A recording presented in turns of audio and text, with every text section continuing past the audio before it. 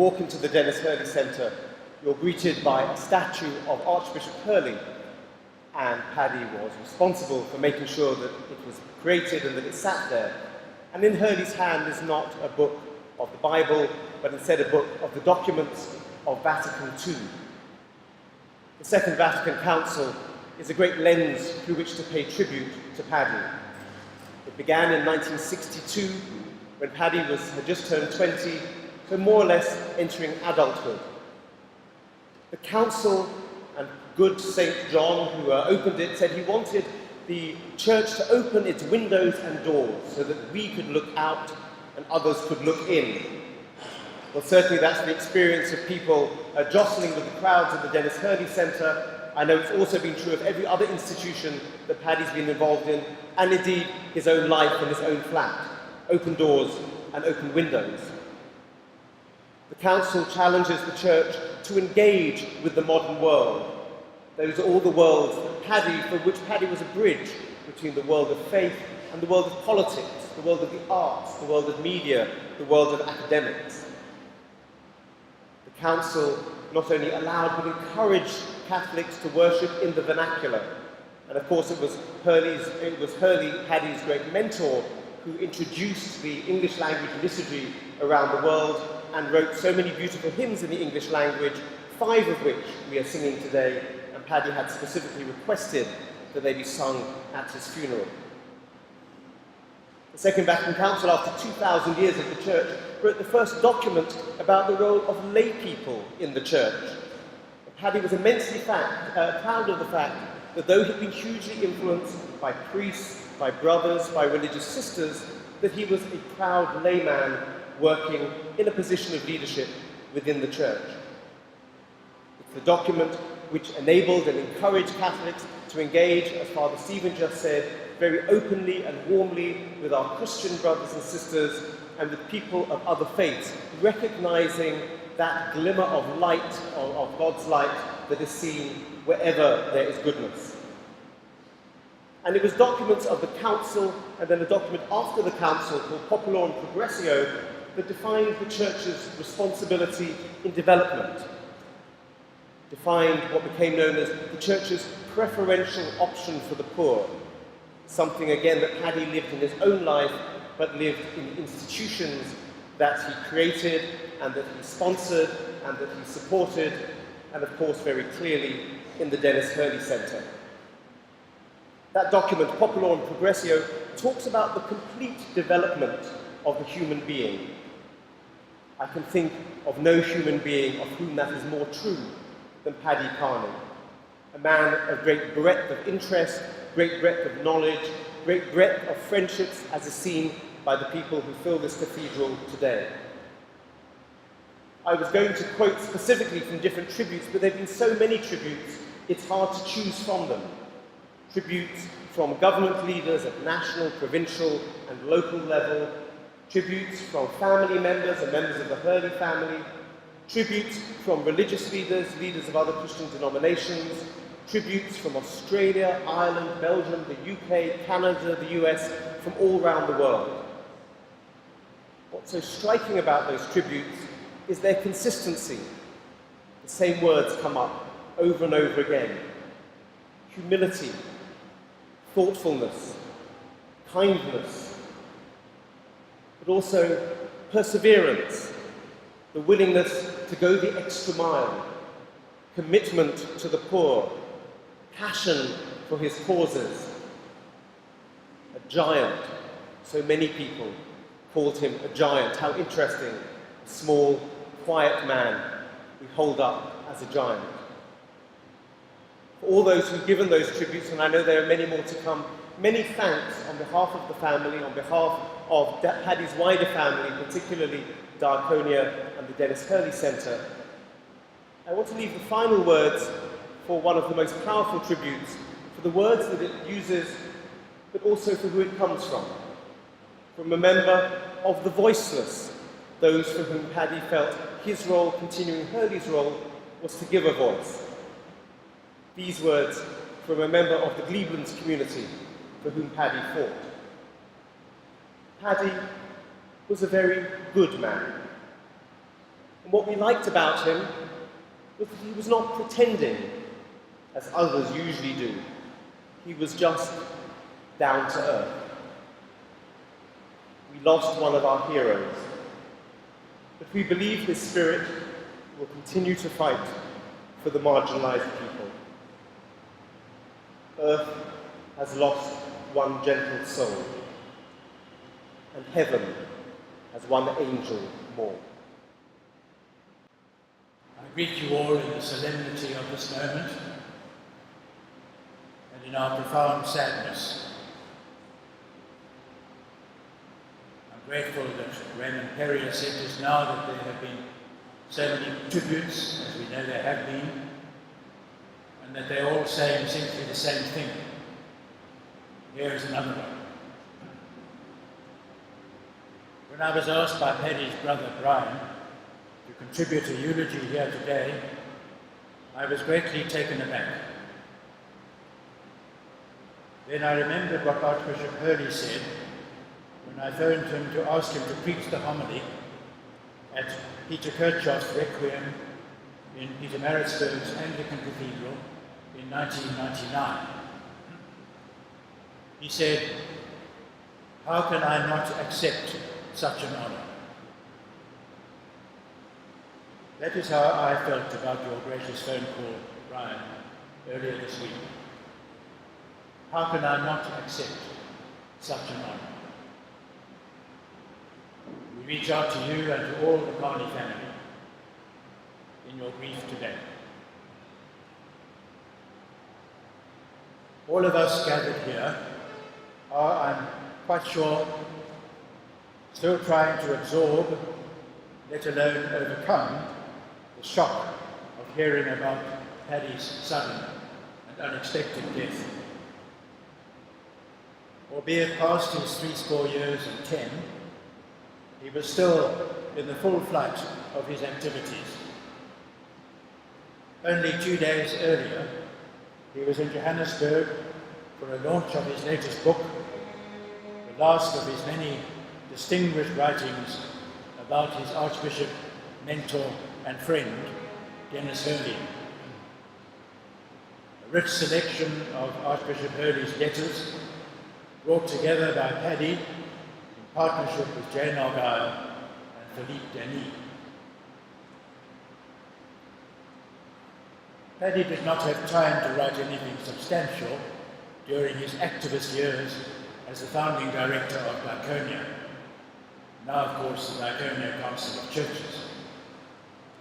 Yet he remained a teacher of excellence, delivering a great quantity of public addresses, some of which have now been published, doing his utmost to persuade the member churches of Diakonia to wake up from their inward-looking attitudes and embrace the need to confront the enormity of apartheid and the grievous wounds it was inflicting on our society.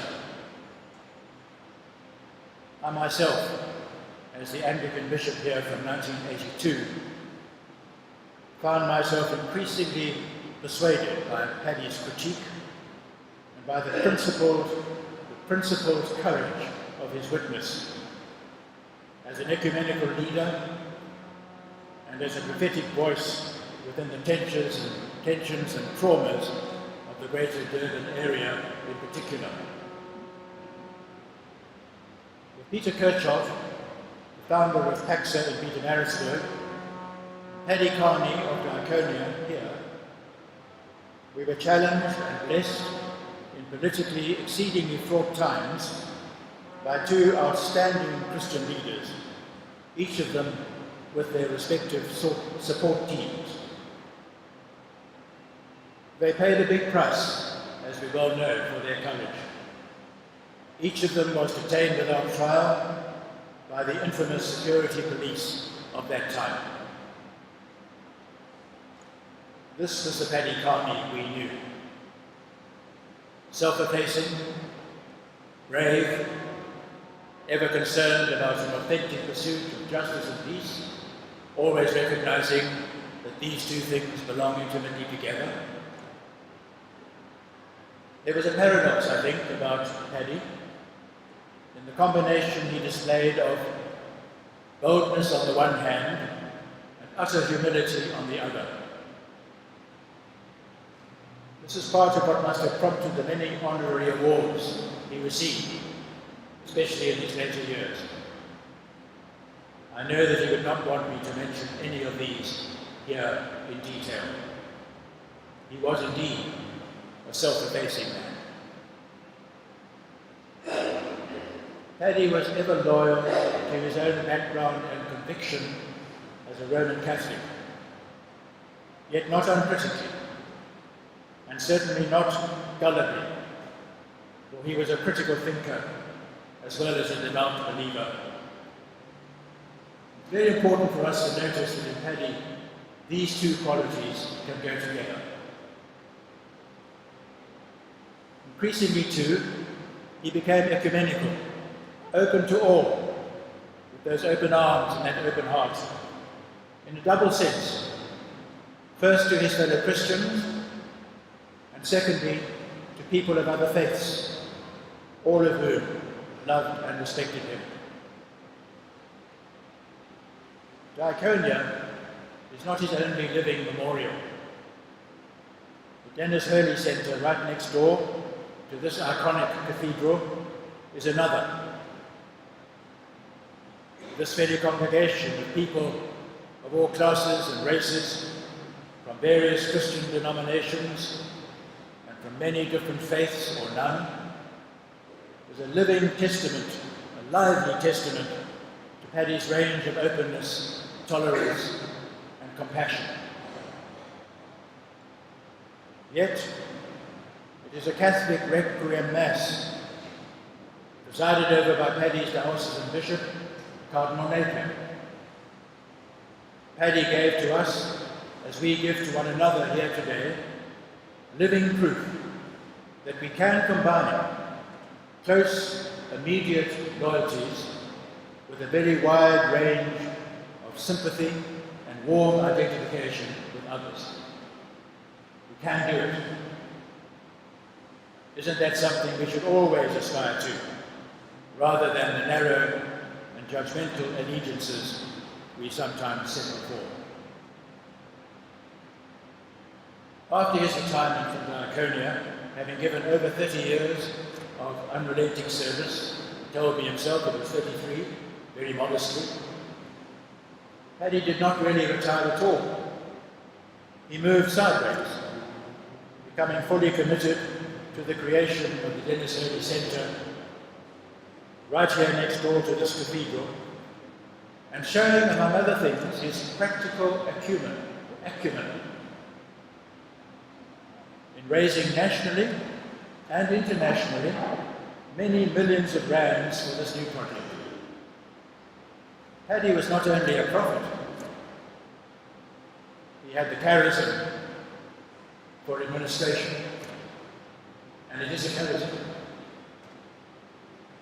Amazingly, he now also found the time, or more truthfully, made the time to write. And he did so substantially, especially in recording the life and letters of Denis Hurley. His large biography of the former Archbishop is a masterpiece, and the several other volumes are not to be minimized. Taken together, they constitute a small library of distinguished books, a significant part of Paddy's legacy. Finally, allow me to remind you, as Raymond Perrier has already, by referring to this particular teaching on the part of the Second Vatican Council, allow me to remind you that all this lifelong witness and ministry, with its candour, its devotion, its flair, came from a layperson. It is probably not surprising that some of the newspaper articles about Paddy's untimely death have described him as Father Paddy Kearney. They should, of course, have known better. But the error reveals an assumption out there that only priests and bishops can accomplish such things. only bishops and priests can lead. No. No. Paddy's lay vocation demonstrates how untrue that is. We all belong together equally, lay and ordained, in a great unity of spirit and purpose. And we thank our friend and colleague, Paddy Kearney, for leading the way. My first duty is to thank all of you for your support and your love for Paddy, and so for your attendance here today. There's a special thanks for Paddy's cousin Margaret and his niece Teresa for travelling so far.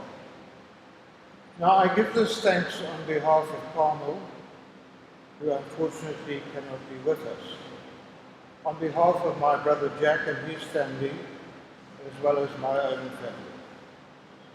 I need also to thank Cardinal Wilfred, Father Nkosinati, Father Stephen and Raymond, as well as all of those who have contributed to this Requiem Mass.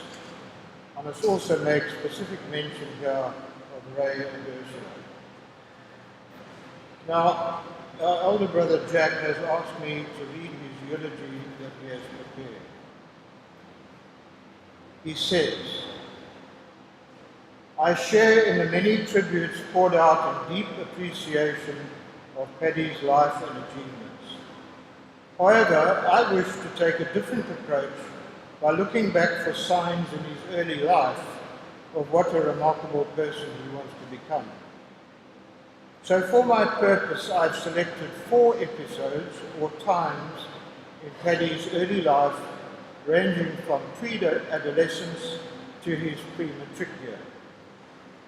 Firstly, when Paddy was about 9 years old. Now in the long lane adjoining our large old Marisburg home, I'd made a sort of hut with 2 makeshift chairs. There I sometimes sat reading on my own, but often I used to read to Paddy from novels such as Great Expectations. Though at times I had to use simpler words, mostly he could follow the narrative. What impressed me was his perceptiveness and eager interest in people's lives. Secondly, around the time of Paddy's adolescence in a new house in Scottsville, Paddy used to have long, intimate chats with his schoolmate, Philip Rodwell. Off they go to the bottom of a long garden and weren't seen or heard for about an hour. Although we didn't see this as especially significant at the time, I can now recognize how he was potentially available for close participation in others' lives. Thirdly, around this time also, we 3 brothers used to build huts in the bush down below our garden, adjoining the Whitburn rugby fields. There was plentiful material there for our purposes, and our efforts led us to feel a great sense of achievement. I wonder, though, whether the experience did not also engender in Paddy an awareness of destitute people's lives and the enormous difficulty for them of fulfilling their needs. Fourth, when Paddy was in his pre-matric year, our paternal grandfather decided to take a trip back to his home country, Ireland. Our parents were then asked whether one of their 3 sons would like to accompany them. As Brian and I were already at university, we couldn't manage a long stay-away period. Paddy was keen, and through intensive extra preparation on his part and help with very difficult parts of the syllabus that he was due to miss, he managed to be ready for the trip. Apparently, he and Granddad Kearney got on very well together. In fact, he was the apple of Granddad's eye. And Paddy was inspired by visiting all the places he'd heard the old man speak about. Above all, Paddy felt that he was in contact with Irish history, and close to the actuality of a centuries-long oppression. And Jack concludes, "Onwards, Paddy, may you now rest in peace and fulfillment." There are probably contradictions, perhaps paradoxes, in all of us. Paddy was no exception. A man who was a larger-than-life public figure, and yet an exceedingly private. Paddy arrived in this world at the time of World War II in August 1942, a very violent world at that time. The Great Battle of El Alamein had taken place a few weeks before, and the German army was at the gates of Stalingrad in Russia. I was 17 months old then, so like a little fledgling, I hung on to the edge of the nest when a new fledgling arrived, but he accommodated me. He was named Gerald Patrick after our father's cousin, Dr. Gerald Patrick, a ship's surgeon in the Royal Navy, who had the misfortune to arrange a game of cards on October the 14th, 1939, with his friends. This meant that he left his own vessel to go to the battleship Ark Royal. The Navy at the time was moored within Scapa Flow in the Orkney Islands. Unfortunately, a German submarine, U-47, had quietly entered Scapa Flow and with a second set of torpedoes blew the Ark Royal apart. It sank with the loss of 833 officers, surgeons and men. However, because of the German involvement in the war, our mother was not in favour of him being called Gerald or Jerry, and so he became Paddy. He and I shared a bedroom, initially with Jack as well, for about 16 years. And it was like living with a young moral philosopher.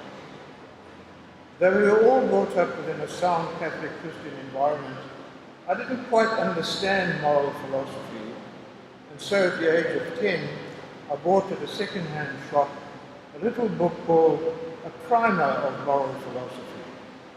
I also did not understand it. Now, Paddy was quite a sickly child. Rheumatic fever left its effects, and so he never participated in sport, but he loved cricket. When we were teenagers, he and I would play in the garden, and he delighted in hitting a cricket ball for me to have catching practice. But he also delighted in hitting it as hard as possible. Once, with his inimitable grin, he saw me wincing and rubbing my hands, and he asked, "Did that sting? Wait for the next one." I must also inform you that when he was a Marist brother teaching here at St. Henry's, his nickname was Silent Sam. He explained to me once that an older Marist brother had advised him to say little, but to listen and observe as much as possible.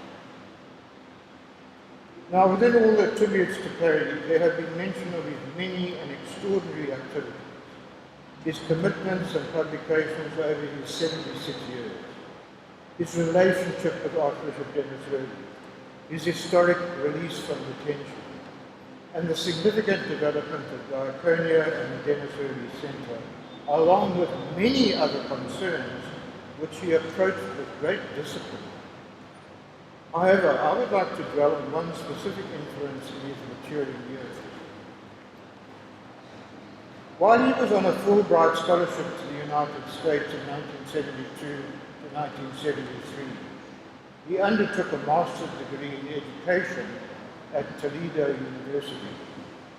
He worked there on the critical analysis of Ivan Illich's deschooling society. In Toledo, he also worked on multicultural projects for inner-city schools, responding to Afro-American and Hispanic students. Thereafter, he went to Cuernavaca in Mexico and studied under Ivan Illich. There, at the Center for Intercultural Documentation, Illich had gathered people from the First World for development work in the Third World, especially Latin America.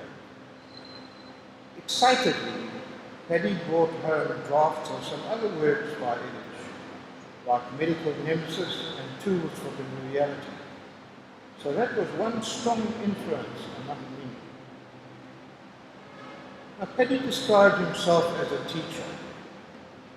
So we need to ask ourselves, what have we learnt from this paradoxical preacher, from this fledgling, from silencer? Firstly, he challenges each of us, me and you, to selflessly work within this wounded country, and indeed this wounded world, for every just and non-violent opportunity. Secondly, he has taught us that it is best done through ecumenism, through the combined strength of many faiths. And thirdly, he has prepared inspiration and sustenance for this difficult task through the publication of Archbishop Denis Hurley's life and words and his own. It is indeed a wonderful privilege and honour to have had a younger brother such as Paddy.